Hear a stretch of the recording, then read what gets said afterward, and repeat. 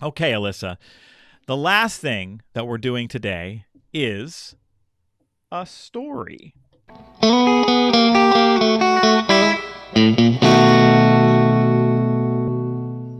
As our listeners, I think, have come to learn and know that from time to time, I will bring a story to the podcast that I use on stage or that I've shared with audiences previously, because stories are a really powerful way to learn lessons and to remember information.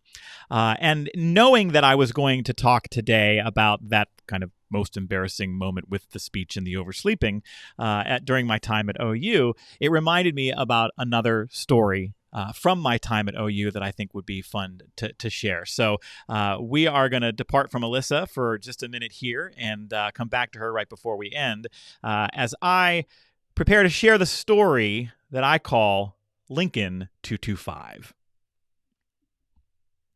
Ohio University in Athens, Ohio is what college is supposed to look like. 100-year-old red brick buildings are surrounded by sprawling greens and mature trees. The landscape is constantly dotted with bike riders, joggers, students on blankets or under a shade tree reading a book. Arriving on campus is like stepping into a high-gloss college brochure. OU is where I got my graduate degree and is one of the places I worked during my student affairs career. And at OU, I was, as I mentioned earlier, a hall director. I was the professional staff person responsible for running 3 buildings, housing 900 students and supervising a staff of 18 resident assistants. Now, most college campuses experience their share of student partying and alcohol-fueled misadventures. Residence halls, or dorms for the depraved and uninitiated, are where much of this mayhem takes place. As a hall director, a normal Monday morning would find a pile of incident reports on my desk from the parties that were broken up by the weekend duty team during their rounds. About once a month, it was my turn to be the staff member on call for all of the halls on our green, which meant spending Friday and Saturday nights gliding from one dorm party bus to the next, supporting staff, involving police when necessary, and facing down a lot of college kids who weren't always the very best version of themselves in the moment. During my time there, I became close friends with another hall director named Jim, who managed the buildings next to mine. We bonded over music, and since both of us played the guitar and liked to perform, on the rare weekend when we were both off duty, we'd grab our instruments and head up the hill to host a local open mic night at the Student Union. And that is where our story begins. The 2 benches in front of Lincoln Hall are the perfect waiting spot for friends who have made plans. And so that's where I stood, my guitar in hand, waiting for Jim, the hall director at Lincoln, on a crisp fall evening, the kind that requires a jacket and where nightfall has started to arrive too early. Jim was running late, so I propped my guitar against the bench and I took a seat. A few seconds later, the side door of Lincoln Hall slammed close as a male student stepped outside and lit a cigarette. He looked up, saw me sitting there with my guitar, and walked over to introduce himself. He said, "Hey, what's up, man? Do you play the guitar?" I said, "Yeah." "You?"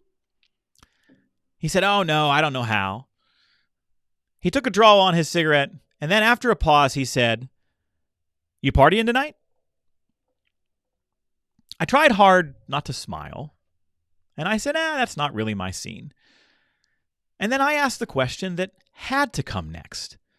The one that, had I not asked it, would have felt like a break in the natural order of young adult conversation that unfolds on college campuses the world over. And so, with a forced nonchalance that, quite frankly, should have scored me an Oscar nomination, I casually asked, "You partying tonight?" His answer was perfect. "Hell yeah, dude. Lincoln 225. "Cool. So what's the plan?" And like the villain in the movie who has inadvertently been tricked into the monologue that reveals his evil master plan, my new friend let fly with all the details of the party starting soon just behind me on the second floor of Lincoln Hall, I heard it all. How they were sneaking the booze in, what was on tap, how they were collecting money, how they were keeping watch for the duty teams on their rounds. He was so proud. And then, with a generosity that would have made his parents proud, he said, "Hey man, stop by if you want." To which I replied, "Thanks. Would it be okay if I brought my friend that I'm waiting for?"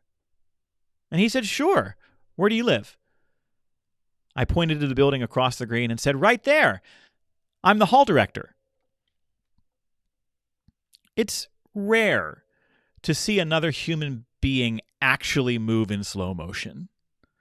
But that is precisely what happened to my new young friend as his mind processed the sentence that now hung in the air.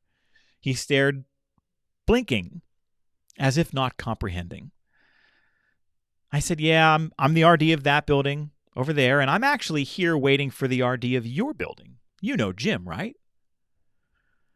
His mouth slightly open, all he could do was nod. And of course, at that moment, right out of central casting, the door behind us slams shut, and now here comes Jim, heading right for us. And with delicious irony, Jim arrives at the bench and says, "Hey, Corey, what's happening?" Corey stood frozen. His eyes darted back and forth from Jim to me and back to Jim. And as someone who just can't stomach human suffering, I tried to perform a gentle rescue. Corey was just telling me about how his plans for tonight had to be canceled at the last minute, right, Corey? All Corey could do was nod. As Jim and I walked up the hill carrying our guitars, we left Corey standing there, a little dazed. We placed a quick call to the duty team that night and encouraged them to stop by the amazing party in Lincoln 225 later. And though we laughed about the situation, we weren't laughing at Corey. We actually felt kind of bad for him. Because Corey had just learned a valuable lesson the hard way. It's a lesson that we need to know as bosses. It's a lesson that I take very seriously as a speaker. And it's one that, regardless of our role in life, sometimes we often forget, but it should always remain top of mind. That lesson? Know your audience.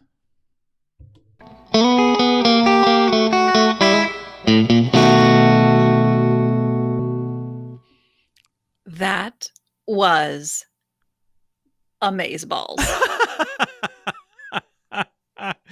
That's one of those stories that if you work in student affairs, if you work on a college campus, there's a certain amount of enjoyment, I think, that story brings about. If you've ever been the kid who got in trouble for drinking in the residence hall, it just feels like we're spiking the football.